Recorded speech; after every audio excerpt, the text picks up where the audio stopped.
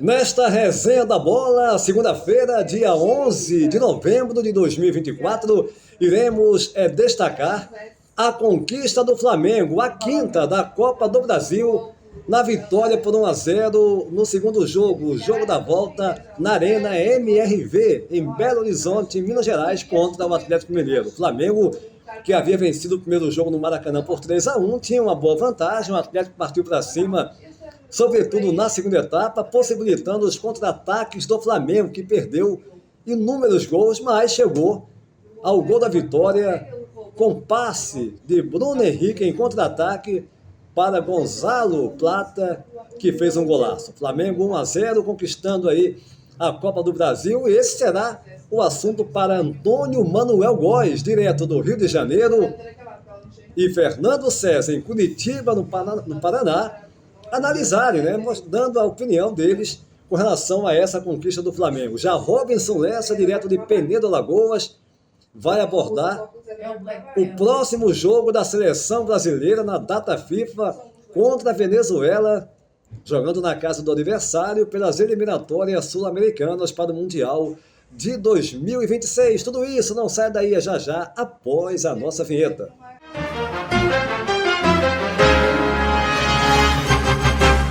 E a gente inicia mais uma edição da nossa Resenha da Bola. E sem perder tempo, eu vou direto ao Rio de Janeiro, no Brasil. Antônio Manuel Góes. Flamengo soberano, venceu o primeiro jogo, 3-1. Na segunda partida, 1-0 em cima do Galo Mineiro. Flamengo conquistando pela quinta vez a Copa do Brasil. Um jogo que, com fortes emoções, o Atlético partindo para cima, mas o Flamengo, na verdade, na primeira etapa, tendo chances, digamos, mais reais de gol. No segundo tempo, o Atlético foi para cima, como era esperado, tinha que fazer pelo menos 2 gols para ir para os penais, para as penalidades máximas, ou 3 para ser campeão direto, e aí abriu espaço, como era previsível, para o Flamengo fazer os contra-ataques. Agora, a lamentar tudo que envolveu a partida com aquele laser em cima do goleiro Rossi, e também a confusão causada pelos torcedores do Atlético Mineiro no final da partida, cenas lamentáveis, mas quero que você analise tudo isso, a conquista do Flamengo e também esses fatos lamentáveis nesta decisão da Copa do Brasil. Um abraço. Olá, Júnior, companheiros e seguidores da Resenha da Bola. Faltou nesse domingo 10, numa metrópole esportiva do porte de Belo Horizonte, o necessário ambiente de segurança e civilidade compatível com uma decisão da Copa do Brasil ou qualquer outra nacional ou internacional.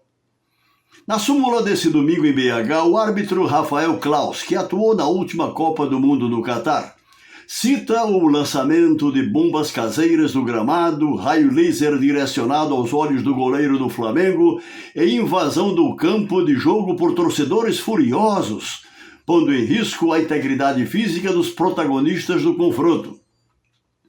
Sobre o futebol propriamente dito, assistimos a um Flamengo a jogar com a expressiva vantagem dos 3-1 do dia 3.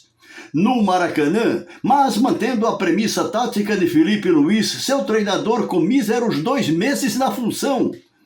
Calcada na pressão no campo adversário, sempre à busca do gol, sem abdicar, todavia, de uma retaguarda sólida para inibir o esforço atleticano que, no mínimo, desejava igualar o placar agregado no caminho de factível decisão por pênaltis. Na realidade, foi o Flamengo quem acumulou desde a etapa inicial oportunidades perdidas de ir às redes adversárias, mas por portentosas intervenções do goleiro Everson, a impedir um elástico placar da derrota do Galo fechada e minguado 1-0. Oportuno ressaltar os 2 Flamengos diferentemente dispostos das 4 linhas em cada tempo, por conta da diferenciada percepção estratégica de Felipe Luiz, para neutralizar, como conseguiu com sobras, as manobras táticas do antagonista Gabriel Milito. O Flamengo deve essa quinta Copa do Brasil à obstinada ideia de jogo do neófito treinador, numa conexão de individualidades técnicas que construíram desconcertante força coletiva para consumar o sucesso definitivo na competição nacional de mata-mata, cujo crédito ele dividiu com Tite, seu antecessor, na coletiva pós-jogo. Uma conquista incontestável desse Flamengo desfalcado de peças relevantes por lesões sequenciais, da defesa ao ataque, com alternativas recém-chegadas e também pinçadas do banco, entre as quais o jovem meio-campista Everton Araújo, formado na base do Ninho do Urubu, além do lateral direito Wesley, 21 anos, completados em setembro, em fase de meteórico crescimento, que, sob a batuta de Felipe Luiz, passou a construir demolidoras combinações com Coringa Gerson, o mais lúcido jogador rubro-negro da temporada. Nessa convincente conquista da Copa do Brasil pelo reformulado Flamengo de Felipe Luiz, uma nota tão destoante como deplorável. Em seu anunciado último ato com a camisa rubro-negra, na contramão da celebrada idolatria por memoráveis conquistas dos últimos 5 anos, Gabriel Barbosa, o Gabigol, ao renascer das cinzas de quase 2 anos de baixo rendimento, decorrentes de seus próprios pecados, decidiu adicionar água no chope das comemorações. Sem que lhe fosse perguntado sobre a indefinida situação, há pouco mais de 1 mês e meio do fim de seu contrato, ele proclamou em alto e bom tom o encerramento de seu ciclo no Flamengo e responsabilizou pelo desenlace a direção do clube e o treinador Tite, a quem acusou de desafeto num midiático desabafo público que, se consideradas ao pé da letra, as vigentes regras trabalhistas, implica uma quebra de hierarquia por se assumir acima da instituição empregadora e do profissional encarregado de avaliar suas condições técnicas que indicariam eventual aproveitamento na equipe. Por óbvio, Gabigol está inscrito na história recente entre os grandes do Flamengo, claro, a despeito de seu notório e reprovado comportamento extracampo, cujas consequências, importante lembrar, ainda podem levá-lo ao complemento de uma suspensão de 2 anos, vencível em abril de 2025, por dissimulado desacato aos representantes da Autoridade Internacional Antidoping no Brasil.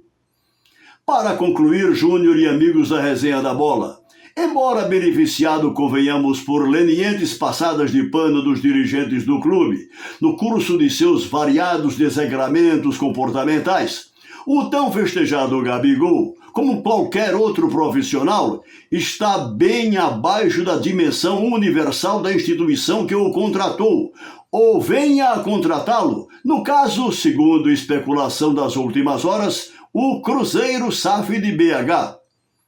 Fechando o caixão, entendo como um tiro no pé a manobra de Gabriel Barbosa em desviar com o extemporâneo e raivoso anúncio de sua despedida a memorável conquista do Flamengo em mais uma Copa do Brasil contra um categorizado adversário, por sinal merecido finalista, no sábado 30 do corrente mês, contra o Botafogo da Copa Libertadores da América.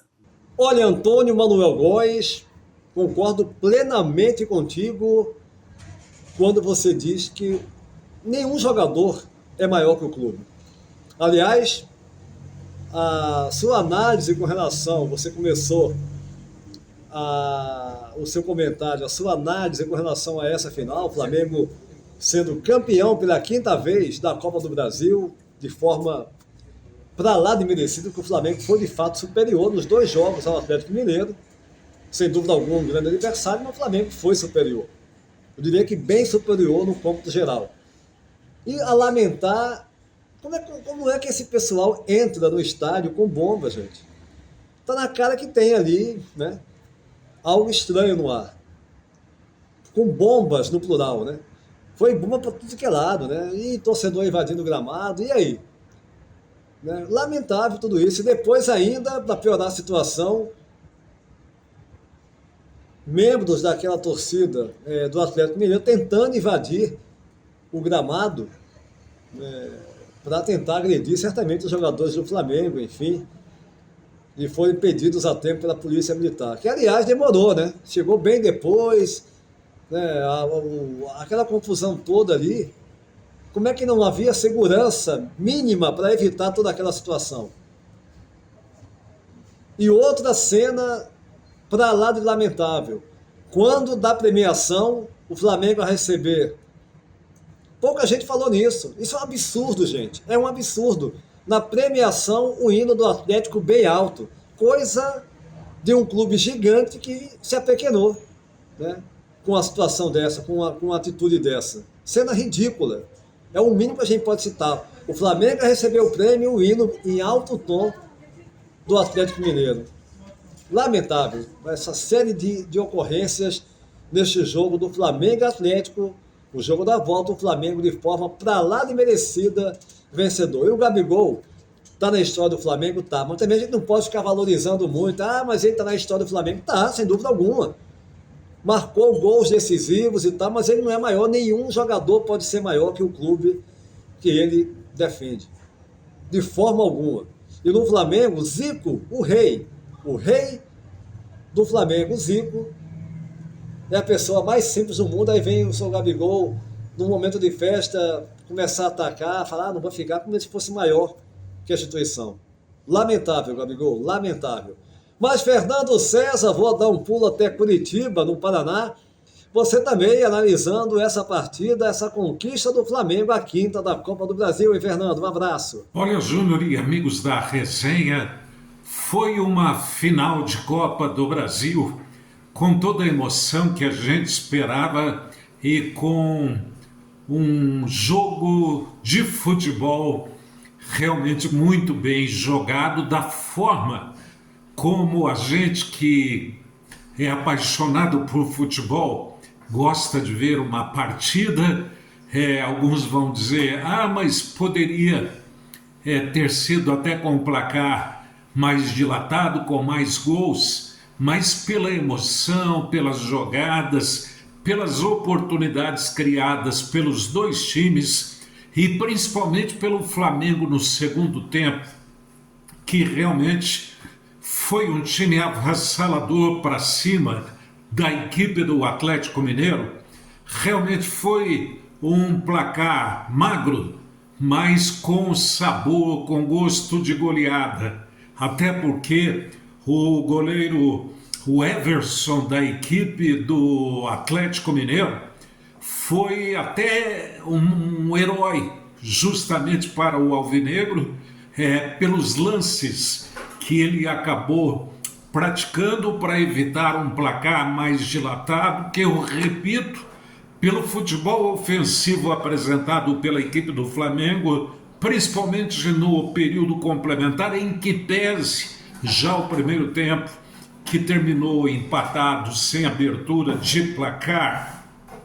Foi um primeiro tempo agradável porque os times jogaram de forma franca. Claro que o Flamengo tomando alguns cuidados para não ser surpreendido. O goleiro Rossi também, principalmente na primeira etapa, teve uma atuação importante, mas o segundo tempo foi todo da equipe rubro-negro. Méritos para o jovem treinador, o Felipe Luiz, que com apenas 9 partidas no comando da equipe do Flamengo consegue esse título tão importante, já assegurando realmente para a equipe do Flamengo a participação na Libertadores e garantindo também aquele encontro que é chamado de Supercopa, quando o vencedor da Copa do Brasil, no caso o Flamengo, que teve a sua conquista nesse último domingo, enfrentando em mais uma partida que pode representar novo título para a equipe do Flamengo, que pegaria o campeão do Campeonato Brasileiro, em que pese, claro, o Flamengo ainda tem as chances matemáticas até de conquistar o título desse campeonato brasileiro, do Brasileirão, mas aí a distância, principalmente para a equipe do Botafogo, já é uma distância considerável, até porque o Botafogo também vem apresentando um bom futebol, um grande futebol, não é à toa que ele está aí na final da Libertadores, inclusive levando já para ele, Botafogo, realmente o favoritismo também nesta final que vai ser realizada em Buenos Aires, na Argentina. Parabéns ao Flamengo, parabéns à sua torcida e parabéns ao Felipe Luiz, que muitos podem chamar da maior revelação e que eu concordo como técnico de futebol, apesar dessa carreira e relâmpago do jovem treinador, mas ele já vem demonstrando capacidade técnica, tática e também de liderança em cima dessa equipe estrelada, né? Que tem muitas estrelas, que é a equipe do Flamengo, Júnior. Sem dúvida alguma, meu caro Fernando César, o Felipe Luiz não é de hoje, ele já dava indícios, né, que gostaria de ser técnico, porque ele analisava os jogos, você via de uma forma diferente. Ele mesmo dizia, eu começo a ver, a enxergar um jogo, a ver. É um cara que tem, realmente que tem que tem conhecimento, tem bagagem. Ele não era apenas um jogador de alto nível. Ele analisava os jogos, comentava com os técnicos, fazia colocações, enfim, e aí você já via, ele mesmo dizia que pensava, queria ser técnico, e hoje faz um começo de trabalho muito bom. É novo ainda. Tem os comentários também, tanto sem nexo, né? Mas tem que esperar muito, ele não é ninguém ainda. A análise não é por aí, gente. A gente tem que falar, ele está começando agora, você tem que falar do trabalho que ele está fazendo agora e do grande potencial dele vir a ser um grande técnico. Agora que ele já mostrou que é competente, e que você vê pelas ações durante os jogos, que ele é uma pessoa altamente capacitada. Eu fico perplexo quando eu vejo umas análises simplistas. Não, mas não provou nada ainda, tem que provar. Gente, vamos estudar um pouquinho mais, né? Vamos ter um pouquinho mais de visão quando for analisar futebol. Não é chegar e falar o mais do mesmo, porque fica até mal. E a gente vê muitos colegas aí da imprensa, gente renomada, com comentários desse tipo. Mas o assunto agora é a seleção brasileira, que vai voltar a campo, mais uma vez, eliminatórias para o Mundial de 2026, encarando uma seleção que, apesar de temporariamente estar fora ali, se não me engano está em 7º, 8º lugar, mas já esteve em 5º, mas que tem uma seleção de fato hoje de um nível bom e que vai brigar para ir para o Mundial de 2026, a Venezuela, e o Brasil num momento conturbado, tudo bem que vem de 2 vitórias, mas ainda deixando a desejar. Robinson Lessa em Penedo, Alagoas.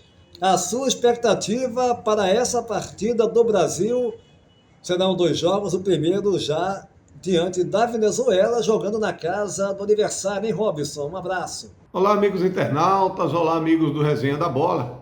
Estamos voltando aqui para conversarmos sobre o próximo confronto da seleção brasileira pelas eliminatórias sul-americanas. Duelo esse que será jogado contra a Venezuela na próxima quarta-feira no vizinho país. Os canarinhos estarão atuando fora de casa, diante de um selecionado que vem mostrando certa evolução nos últimos tempos no cenário continental, e é importante botar as barbas de molho.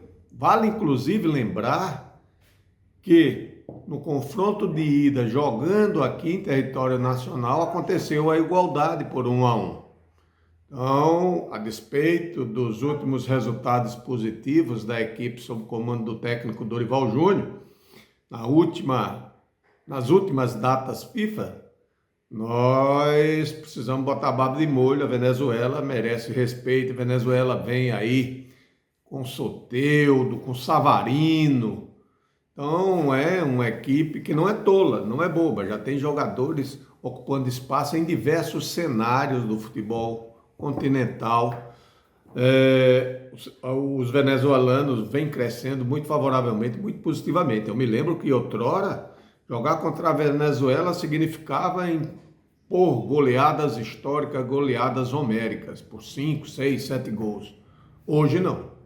Hoje a realidade é bem diferente. Mas a equipe do técnico Dorival aí vai motivado, vai confiante. É a quarta colocada, né? Quem já chegou a ocupar o 7º lugar, hoje é o 4º. Retrata que vem mostrando uma certa evolução. É para nos encher de entusiasmo, de otimismo? Não. Por quê? Porque o futebol apresentado, a despeito das vitórias, não está sendo dos mais convincentes. E eu particularmente, acho que você tem que vencer e convencer, principalmente em se tratando de seleção brasileira. Aquele futebol medíocre, tacanho de resultados, aquele não nos levou praticamente a lugar nenhum. Cansei de ver, cansei de ouvir, cansei de ler jornalistas comentando. Não, mas o que vale é o resultado. Ganhamos de 1-0, ganhamos 2-0. E aí? Qual foi a conquista significativa do selecionado brasileiro nas últimas décadas? Fora aquela Copa de 2002, fora a conquista das Olimpíadas em 2016 e fora a Copa América de 2013. Nenhuma conquista significativa, nenhuma conquista importante. Fiascos, decepções, tivemos várias. Então a gente tem que tratar de exigir um futebol bem qualificado, bem jogado, porque a probabilidade de alcançar um resultado positivo é infinitamente superior quando você pratica um bom futebol. Então, seleção brasileira, o torcedor aguarda ansioso, inclusive para recuperar essa identidade do futebol brasileiro que sempre foi respeitado no mundo todo por conta da qualidade técnica individual e coletiva do time canarinho. E a gente não tem visto isso de há muito. Portanto, botar as barbas de molho, vencer aí, para depois pensar. Vencer e convencer, para depois pensar no próximo confronto que será jogado em Salvador, na Arena Fonte Nova, contra o Uruguai. Um forte abraço, meus amigos, tudo de bom e até a próxima. Um abraço, meu caro Robson, e é bem por aí, vencer e convencer. Nos últimos 2 jogos já percebemos uma melhora. Eu diria até que mais pela individualidade, jogadores como o Luiz Henrique, o próprio Igor Jesus, o Gerson, enfim, outros jogadores mostrando, né, um bom futebol. Luiz Henrique, sobretudo, sendo primordial, desconcertante nas 2 partidas, fazendo gols, fazendo boas jogadas, mas é muito pouco, né, para um potencial de uma seleção brasileira, porque mesmo que a seleção deixa a desejar, e deixa mesmo, está deixando há muito tempo, ela pode oferecer mais. E esse confronto contra a Venezuela não será nada fácil, como você mesmo disse, Soteldo, Savarino, outros jogadores de bom nível. A Venezuela hoje não é mais aquela equipe tola, longe disso. É uma equipe com qualidade, e vai jogar em casa, pressão toda, e enfim. O Brasil tem que procurar fazer o seu melhor, né? Na pior das hipóteses, não perder. E aí, para vencer o Uruguai, para dar um passo para encaminhar, né, a sua classificação para o Mundial de 2026.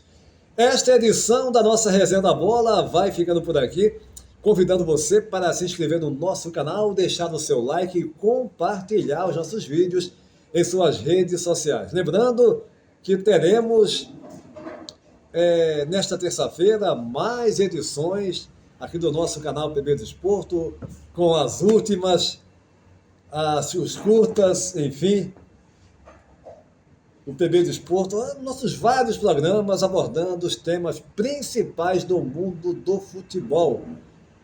Destacando, é claro, também aqui o Campeonato Português, que está com grandes jogos. Tivemos clássicos no final de semana.